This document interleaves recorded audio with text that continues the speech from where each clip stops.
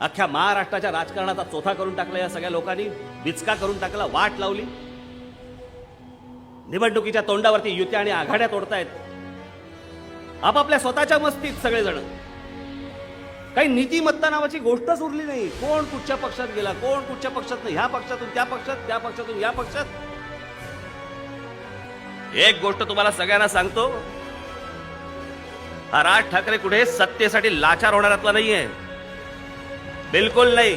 जर मला लाचार व्हायची असल्या गोष्टी करायची वेळ आली, लाथ मारीन सत्तेवरती.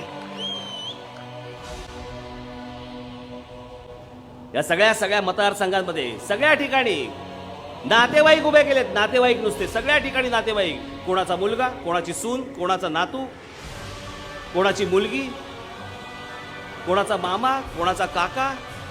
प्रत्येकाने आपापले मतदारसंघ हे फक्त आपापल्या नातेवाईकांसाठी ठेवले आहेत. तुम्ही फरफटत फक्त ह्यांच्या मागे जायचं, झेंडे घेऊन जायचे आणि ह्यांचे नातेवाईक मोठे करायचे. ह्यांचे नातेवाईक सगळे आमदार बनणार, खासदार बनणार, सत्ता यांच्या घरात. तुमच्यापैकी कोण नाही आमदार बनणार, तुमच्यापैकी कोण नाही नगरसेवक बनणार. फक्त ह्यांच्या घरात सत्ता आली पाहिजे सारखी.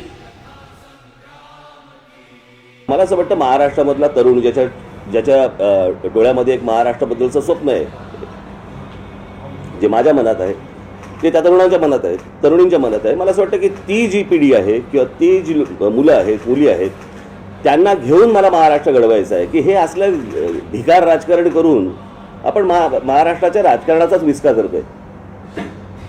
लोक एका विश्वासाने माणसं निवडून देतात, पक्षाला म्हणून निवडून देतात, आणि मग त्याच्यानंतर हे पैसे घेऊन जर समजा अशी लोकांची प्रतारणा करणार असतील तर हे राजकारण महाराष्ट्राला हवे का?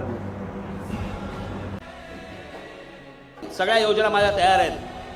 तरुणांसाठी, तरुणींसाठी, शिक्षणापासून उद्योगापर्यंत सगळ्या योजना तयार आहेत.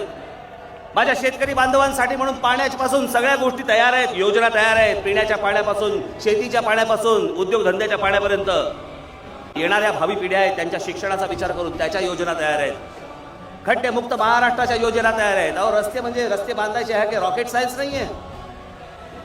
शहर उभारणी हा माझ्या आवडीचा विषय, हा माझ्या पॅशनचा विषय.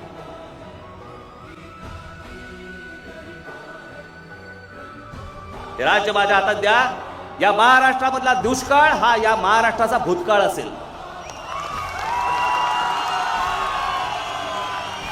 जे मी जगात पाहिलंय ते मला महाराष्ट्रामध्ये आणायचंय. मी जगामधल्या ज्या तरुणांच्या चेहऱ्यावरती जे समाधान पाहिलंय ते समाधान मला महाराष्ट्रामधल्या तरुणांच्या चेहऱ्यावरती बघायचंय, महाराष्ट्रातल्या तरुणींच्या चेहऱ्यावरती बघायचंय. आणि माझी फक्त या महाराष्ट्रातल्या तमाम महाराष्ट्राच्या जनतेला फक्त माझी विनंती आहे की इतकी वर्ष या सगळ्या राजकीय पक्षांचे प्रयोग करून पाहिलेत, एकदा राज ठाकरेचा प्रयोग करून बघा.